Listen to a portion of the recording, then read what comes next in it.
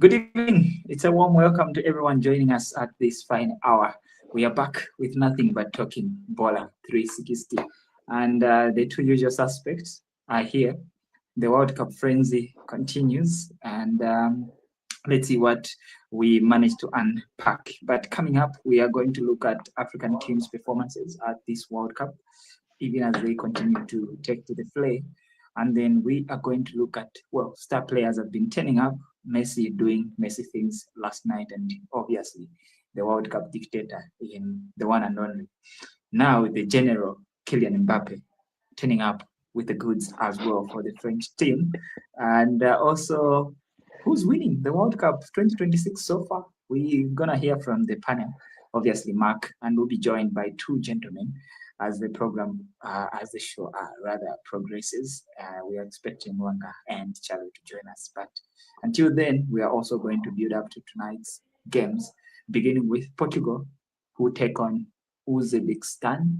And you know, Mark, the funny thing with this game, not to start with it, but it's like Ronaldo playing against one of his adopted countries.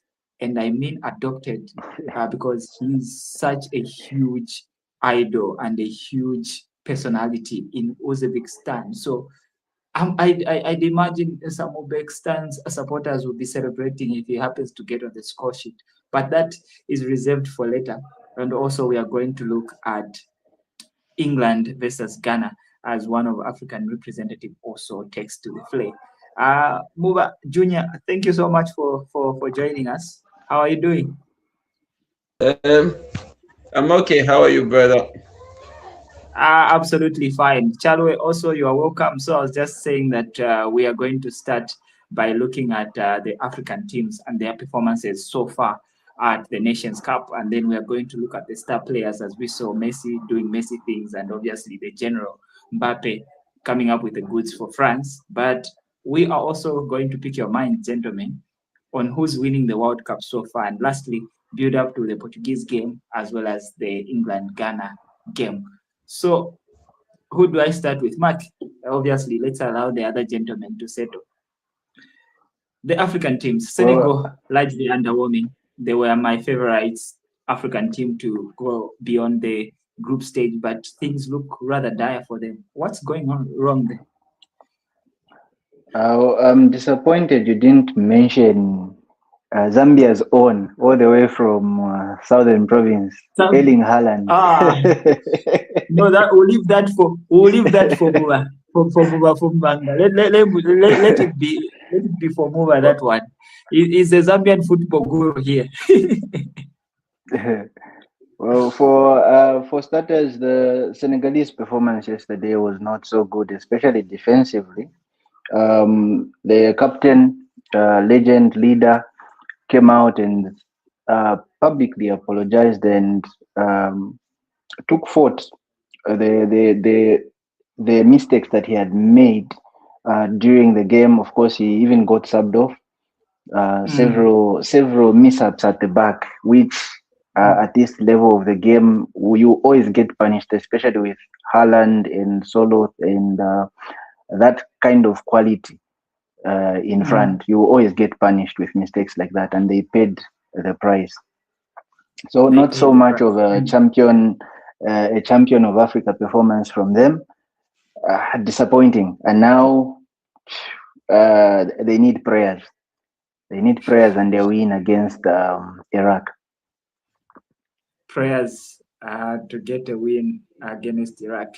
Mwanga, what's your immediate reaction to Senegal's underwhelming performance? And you can also touch on Algeria's 2-1 win over Jordan and what that means. Are they likely to progress to the round of 32 going by that score? Sorry, I missed the first part of your question. Come again? Sorry, I missed the first part of the question. Oh, what do you make of Senegal's underwhelming show at the World Cup? They played two games and things look rather dire. Doubt if they will even make it out of the group stages at this point. I was just looking at their group here. Where is it? They are currently third behind France, Norway, and Senegal. Behind France and Norway. Sorry. For me, Mm. from the two says, I think the game against France, I don't think any of us expected them to win. France for me, probably France, Spain, and Argentina. From what they're doing, look like the three favorites to win the World Cup. And when you face at this stage, I think at the World Cup, at the highest stage of football, you are punished for all your small mistakes. And when you face players as good as Kylian Mbappe, Michael Olise, Dembele, all these quality that France have, I didn't expect them to do um, to win that game. But yesterday's game against Norway, was it today or yesterday? The game against Norway, the it's a game they could have gotten something out of. The mistakes were just too many. But again, I feel like it's just showing us the difference in levels where we are as a continent to where the rest of the world is. Just show you the difference in levels because the chances that Alan got were not even so clear.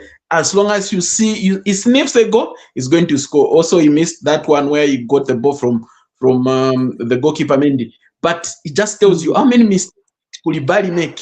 Maybe also that could have actually been a goal for Ireland. So it's all those small things that we get punished for. But again, it just shows the difference in quality. Of course, I think Algeria bouncing back with that win gives them a bit of hope maybe for finishing third or something like that. But just they didn't look very good against Argentina. I understand those are the defending champions, but they just looked really out of it. I didn't think anything to come from them. But after bouncing back, I think this will give them motivation going into their final game against Austria, which will not be easy for them. Yeah, Egypt again, Mwanga. Let's start with you. Your thoughts around Egypt? Salah coming up with a goal and an assist. They came back from, and by the way, they are leading the table. They are on top with 4 points, in pole position to qualify to the last of 32, the round of 32. If you had asked me before the World Cup started, I would have had Morocco because for me, Morocco is like the best team in Africa. I would have had Morocco and Senegal as the two teams that were going to go far for us. Actually, even in my write-up on Facebook, I actually put Morocco and Senegal as the two teams I thought were going to go far. I had doubts about Egypt because for me, yes, you have Salah, you have Mamouche, but it's just not like the whole. But how they have come out to get 4 points and be top of the group. And even the game they won 3-1, they came from a go down, grind out results. I think the leadership that Mo Salah is showing, the quality to score, and the goal he scored, very brilliant goal. Also the assist, brilliant, just to see him coming, brilliant goal. Just the quality that is showing at this World Cup, I think it shows. That's why he's the king at Liverpool, although he's leaving, but it's just the quality that he has. And kudos to Egypt for they've built. For them to come from a go down at the World Cup and win it 3-1, it shows the quality that they have. And I think as things stand, them and Morocco look like the two teams from the continent that could go further because, and also I think maybe Cape Verde also, because those guys are their draws. They are not. How impressed have you been? How impressed have you been with Cape Verde?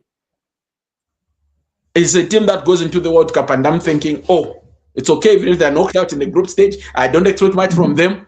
But this is a team that goes and puts a Spain team that has probably the player everybody thinks is the best player in the world right now, aside Lionel Messi, of course. Everybody thinks Lamine Yamal right now is the best player in the world. They have Nico Williams. They are the European champions. They have got all this quality from Barcelona.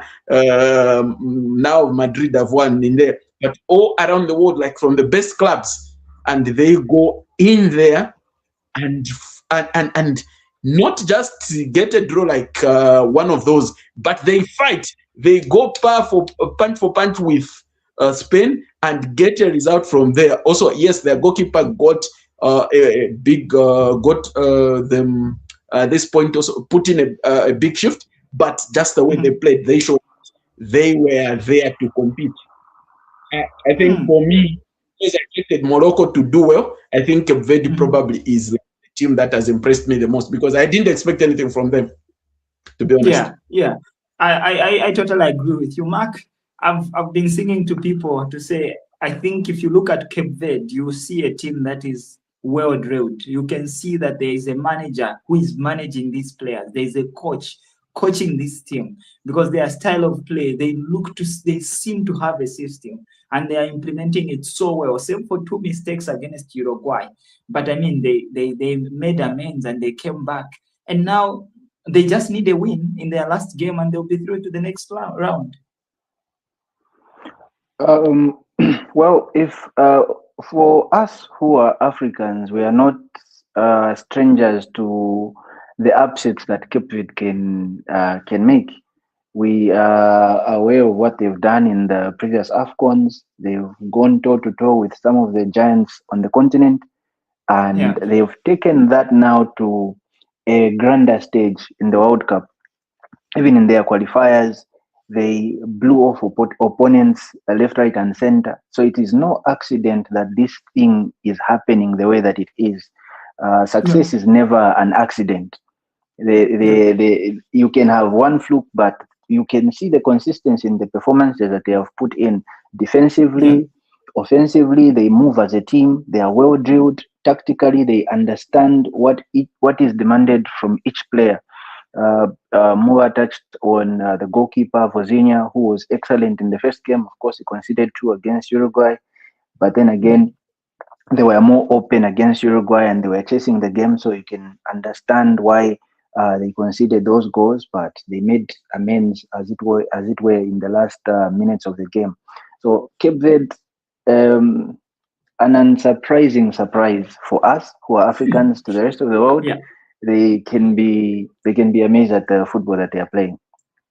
Muga has pointed out a few teams, and for those who are joining us on YouTube, we are also available on TikTok. You can find bits and pieces of our shows as well as on Spotify, though currently only accessible by non-Zambians. And I mean, by that, I mean outside the Zambian borders, but should be available in Zambia as well soon, and we'll advise us and when it is available. But go to Facebook or go to YouTube rather, as well as TikTok, you'll find all the content with regards to Talking Baller 360. And today we are blessed with the presence of Mova, the Zambian football guru. I can't wait for the season to start so that we can have him more often. But I was going to say Mova did touch on thinking he reckons Morocco, Egypt, Cape Verde could be some of the teams that can actually make it to the next round. What about you, Mark? Don't you see any other team, obviously with the exclusion of Tunisia, who are already flying back home? Well, with the exclusion of Tunisia, well, I had high hopes for Cote d'Ivoire. I still do, although they pretty much disappointed not only me but a whole lot of the people on the continent who are rooting them on against Germany, taking the lead and then surrendering that lead in appalling fashion. They could have buried the game with that Adingra miss. Of course, we discussed it in length previously. Yeah. They are playing Curacao.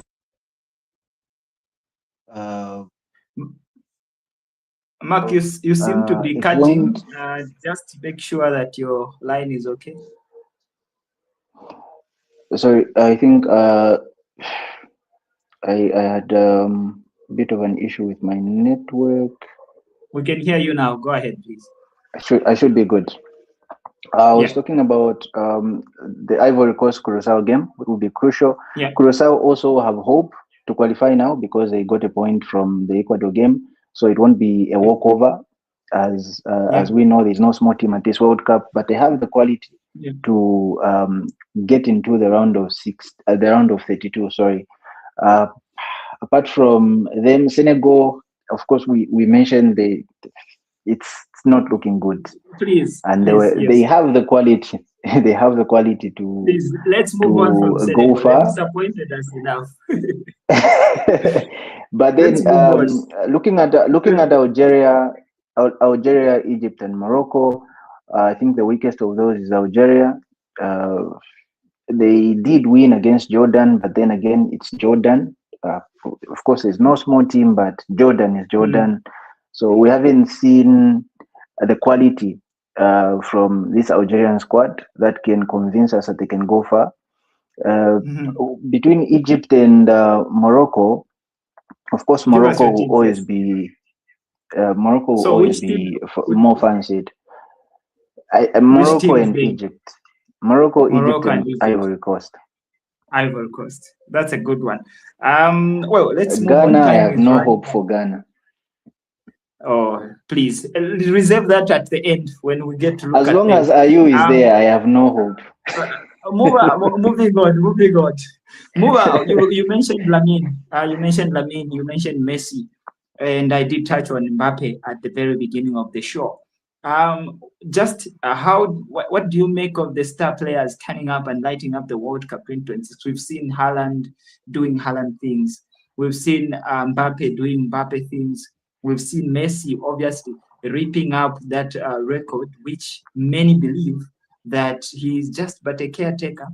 But for now, we give him the acclaim of being the greatest scorer at the World Cup. But Mbappe is on his neck with only 2 shy of that record, and Mbappe still has 2 or 3 World Cups in him. So, but before we get to what will happen in the future, in the present, Messi has been imperious, scoring 5 goals for the Argentine squad, the only goals they've scored at the tournament, and he scored all of them. Lamine got his first World Cup goal, and then we saw Mbappe do what Mbappe does best. How impressed have you been by the star players delivering at the world stage? Usually there's been a criticism that these players only shine for their clubs.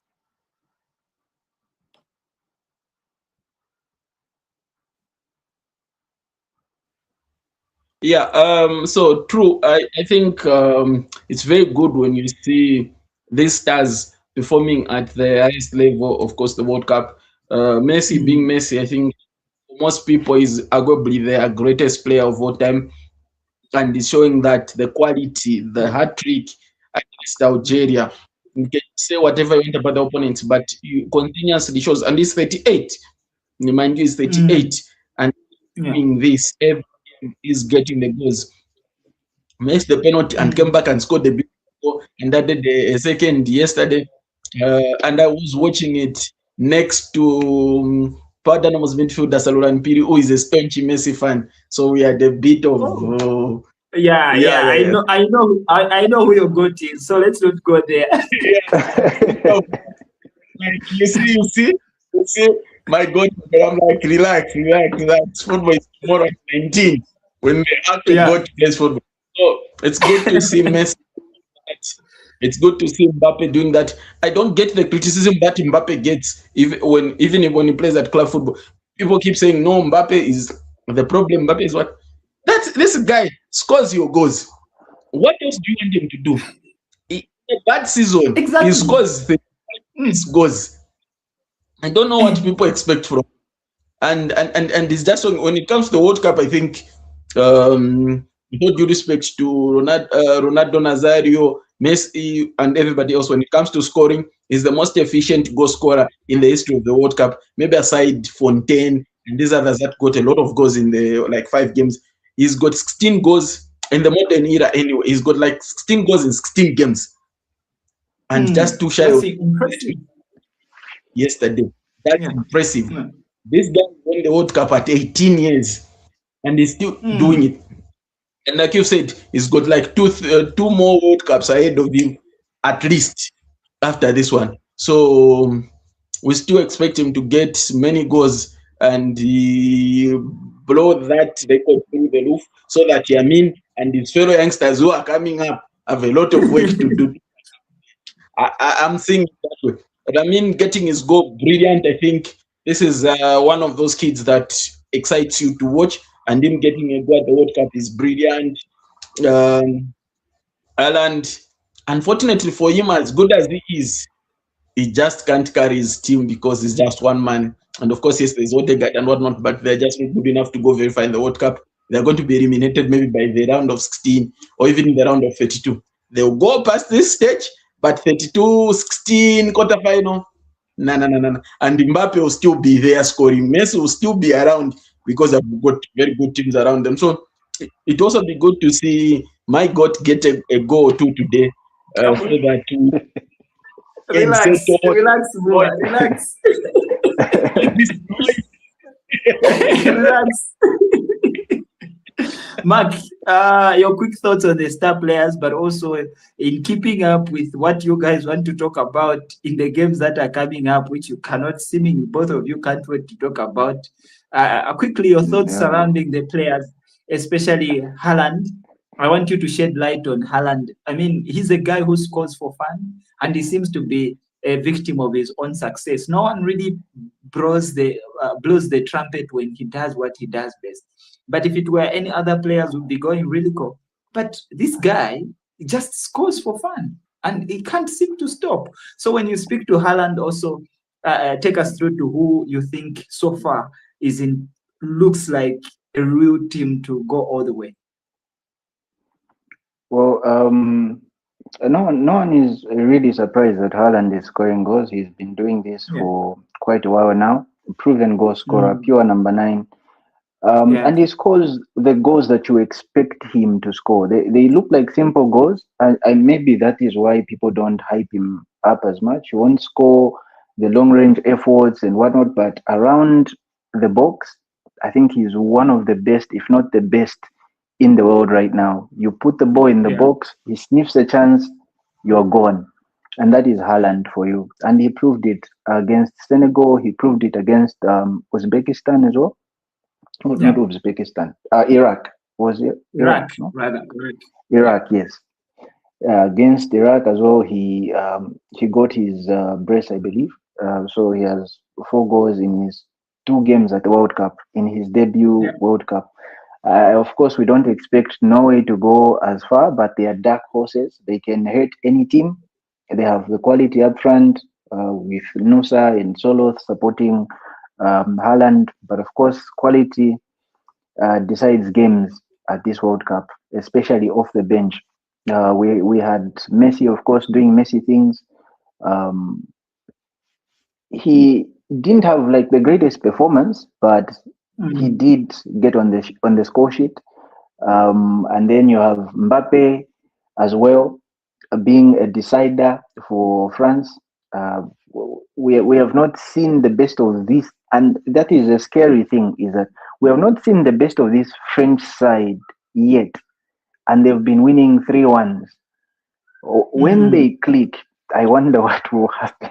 What will happen? We are not ready. We are Speaking not of that ready. now, Mark, who do you think, in just without explaining anything, so far we've watched almost all the teams play at least 2 games now, and going by that count, who do you see looks like they are in power to go all the way?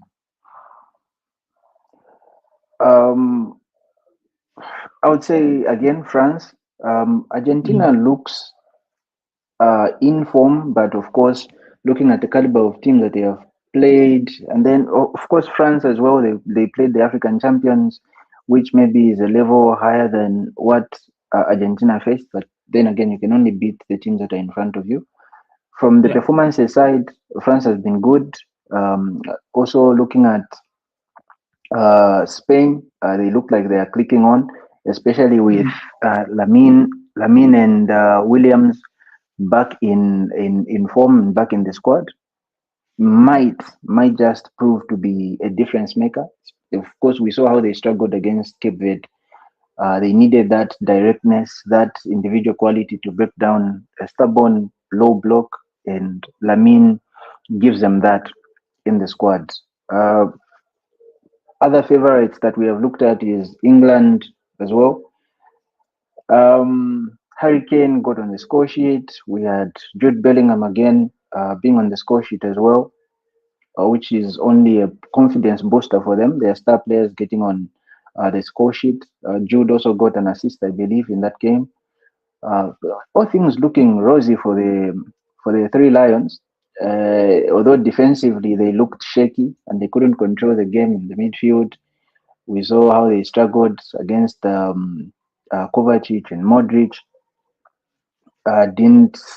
Didn't really give confidence. to their performance. Chalwe, we're glad to have you. Thoughts on the performance of the big teams at the World Cup? I'm still alive, guys. I'm still alive. I'm still alive. Yeah, I Okay. just wanted to hear Chalwe give his thoughts. Hear me. Oh, Charlie, okay. Okay, yeah. So I think for me, for my analysis so far, I would like to think,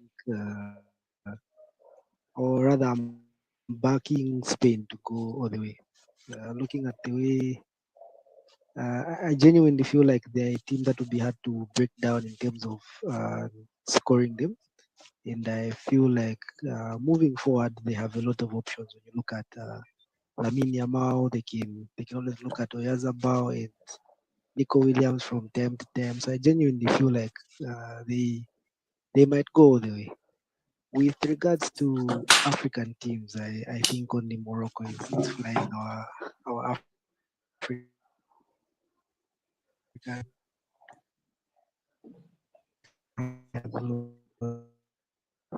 Regards to Africa, don't think Can't hear him. as much I that think he's breaking up. Seem to You guys can. no. Charlie, we are struggling to hear you. We can hardly get anything. Probably connection issues. Yeah. But speaking of, Spain are yet to concede a goal at this World Cup. Of course, they've played Can you, Saudi Arabia and Cabo Verde, Mark, but they are still Charlie is yet trying to to concede. speak. Charlie, can you try to speak again? Seem to have network issues. Anyway, let's move on. Enough about Spain and who we think will make it.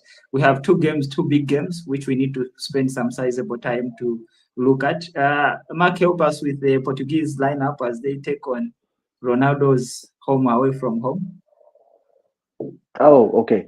So the Portuguese make two changes to their starting 11 from the Congo game. The Ruben Diaz comes in at centre back, replacing Thomas Arojo, and we have João Felix replacing Bernardo Silva in the front three. So we have a 4-2-3-1 formation, probably going to be a 4-3-3 or a 4-2-3-1 with João Neves and Vitinha forming the pivot and Bruno Fernandes being in the number 10 role. Ronaldo, of course, leading the front, Neto on the right wing and Felix on the left wing. The fullbacks remain the same in João Cancelo and Nuno Mendes. Mua, what do you make of that lineup? Is it good enough to see your goat get on the score sheet?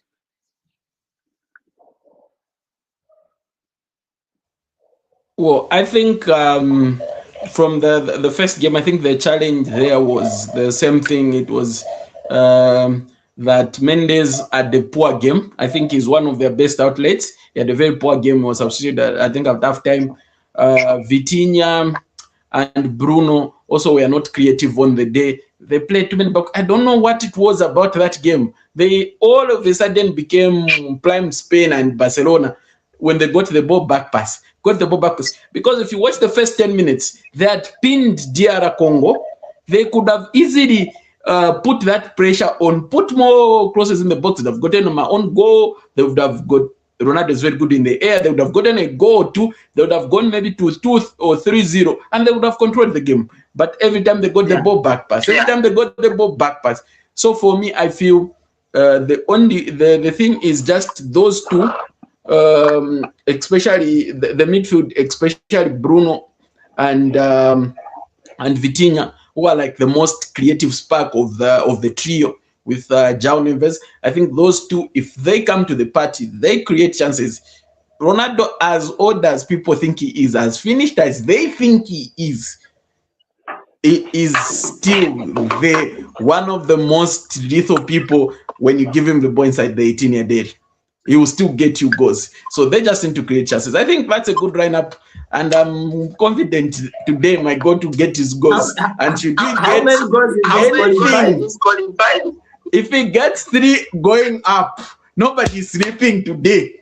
I've suffered enough. I've suffered enough. Messi fans will not sleep. If he gets 3 going up, they should play that blanks today and there's a stinker. Otherwise, if he gets good goals today, he gets maybe a hat trick, 4 goals going up. Yay! I'm sleeping online. I'm sleeping at 05 tomorrow. Enough is enough. I'll be tweeting every 5 minutes. Before you came on, I was telling Mark to say, okay, I'm getting some feedback, so I'll move on. Yeah, so before you came on, I was telling Mark to say Uzbekistan, however you pronounce it, is more or less like a second home of Ronaldo, because they so much adore him in that country. So I was telling Mark that you probably could see their fans actually cheering on when Ronaldo scores. Do you see that happening before we get to Mark? I think one of the things people forget about Cristiano is just how much emotion he invokes in people. How many people love him out there? Because if even like as big as Argentina have their star Messi, the captain of the women's national team has a tattoo of Cristiano on a leg. There's Garnacho, who's literally a Cristiano boy. So you would not be surprised how many Cavasquelia. You remember the last World Cup after he was, or even the Euros, he had to go to Cristiano. Like this is my idol. For me, it's Cristiano. Whatever you say, this is the guy. That's like Demola Lukman spoke about it in the past. Like, this is my guy. Like me growing up, this is the guy I watched. I was like, I want to be that. That's how much like people love him out there. Because as much as people would want to reduce his legacy to just him blanking against the DR Congo, this is a guy who's been at his peak for 20 plus years. How do you reduce that to one game? So I'm seeing a lot of things today. Hopefully, he gets a hat-trick class. I want to speak. I haven't spoken. I want to speak. He needs to get a hat-trick class. No one is sleeping after that. I'm even going live on Facebook. We'll join you. Mark, Muba seems to be optimistic that Ronaldo will score a hat-trick. What do you see? How do you see this game panning out?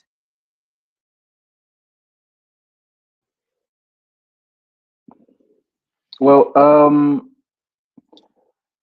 like I said, I think Cristiano is the worst person that you can doubt on when it comes to football. He has made a career out of proving people wrong. We've seen it with Madrid. We saw it in Manchester. We've seen it in Turin. We've seen it in Saudi, and we've seen it in Lisbon as well. He's done it all, and I think for me, it's a very big gamble to, even at this age, to doubt Cristiano. Goal scoring comes natural to him. Give him the chances, and he will score. Last game, they didn't have that many chances that you can point to. The time that Bruno was creating a chance in the game was in the 90th minute, which shows you how lackluster the performance was. It was very, very terrible. They had over 700 passes and only one shot on target in 90 minutes of football. That is not the best midfield in the world. That is not one of the best squads in the world.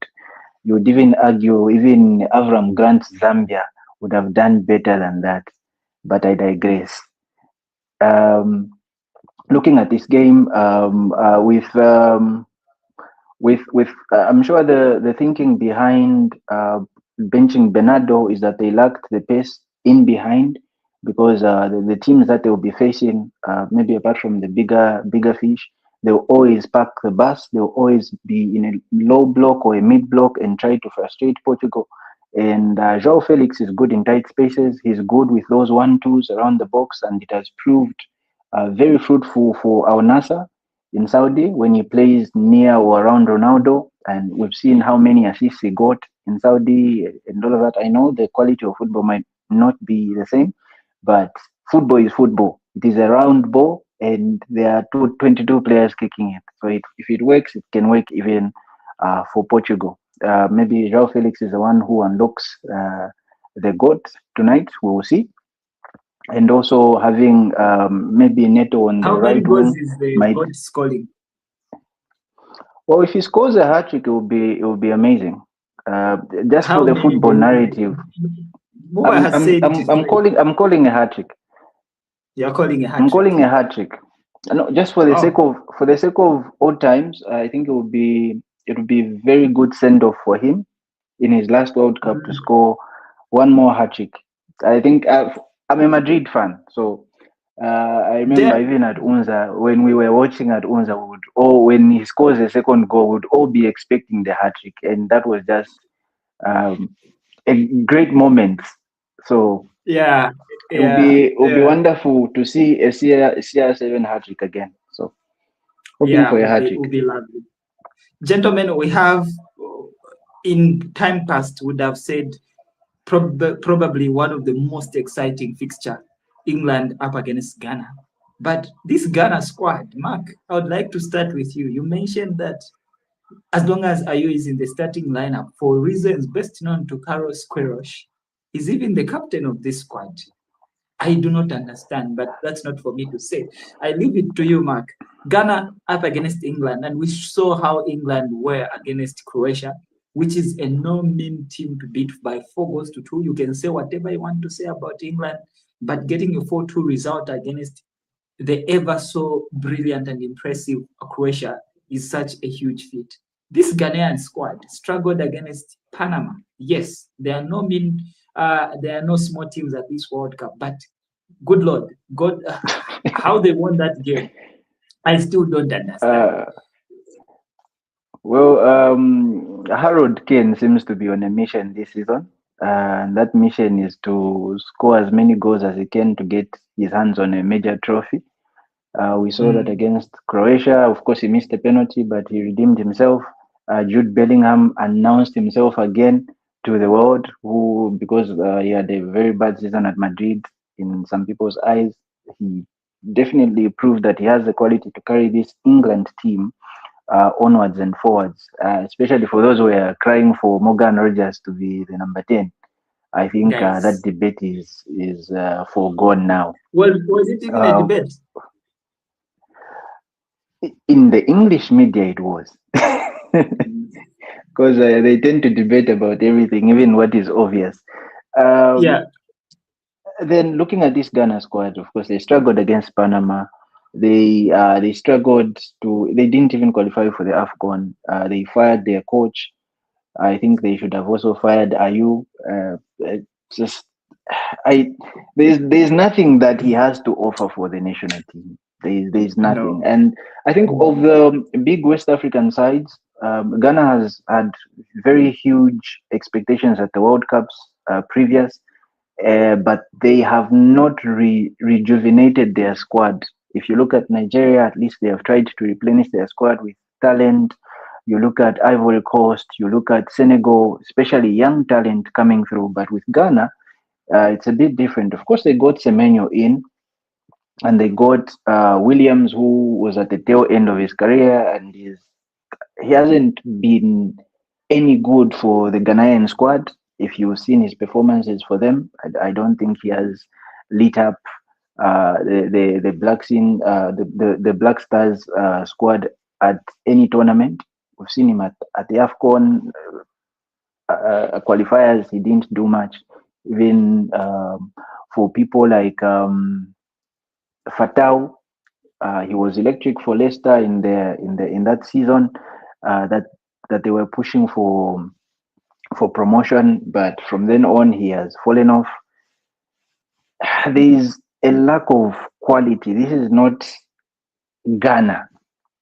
This is not Ghana, Yeah. the Ghana that we know, Yeah. which would have stars and which would have not only stars but the heart to fight.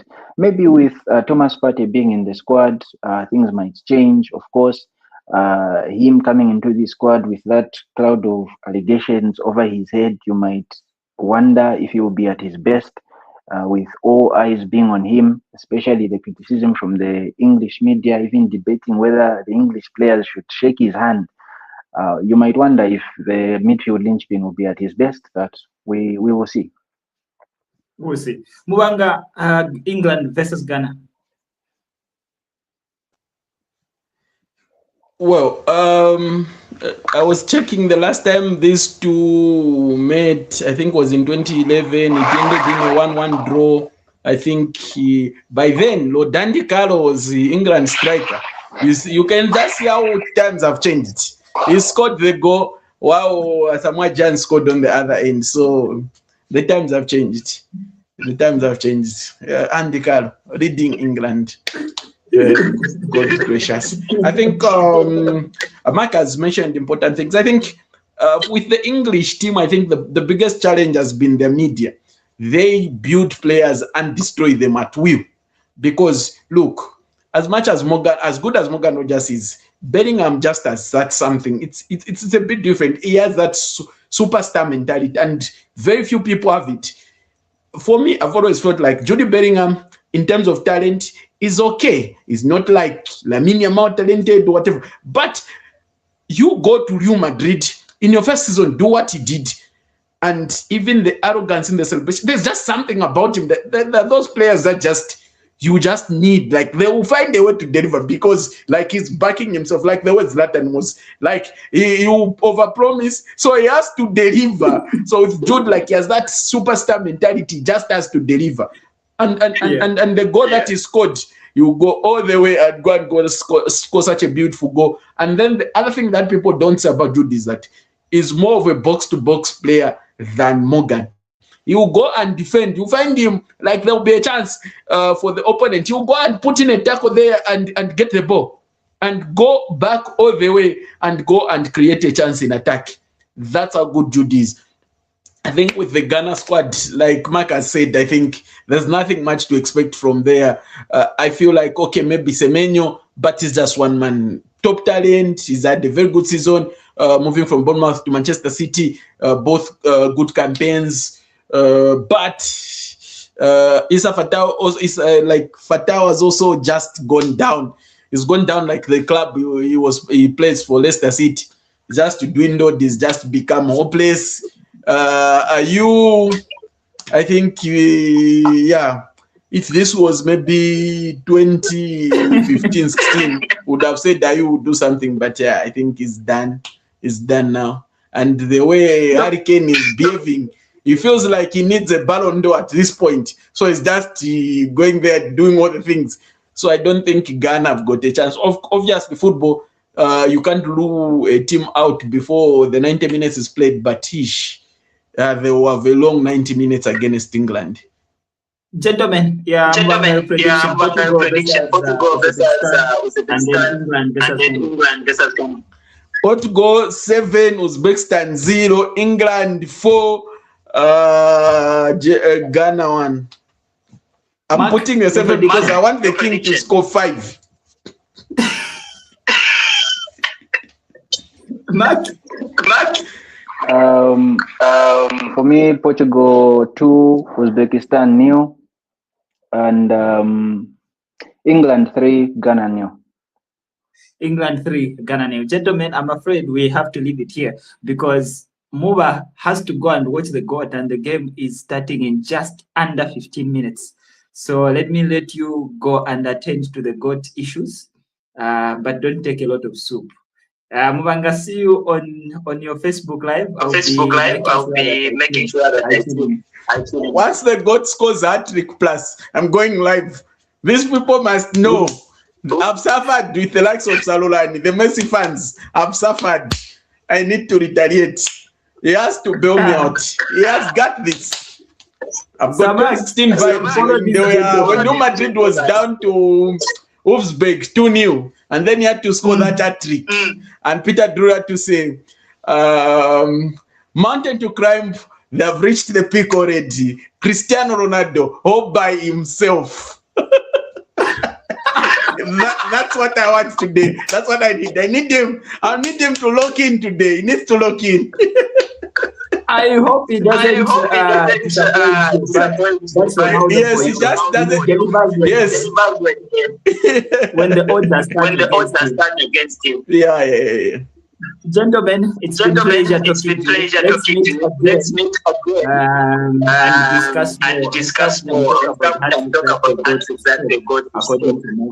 But until then, please catch us on TikTok as well as YouTube. Peace out. Bye.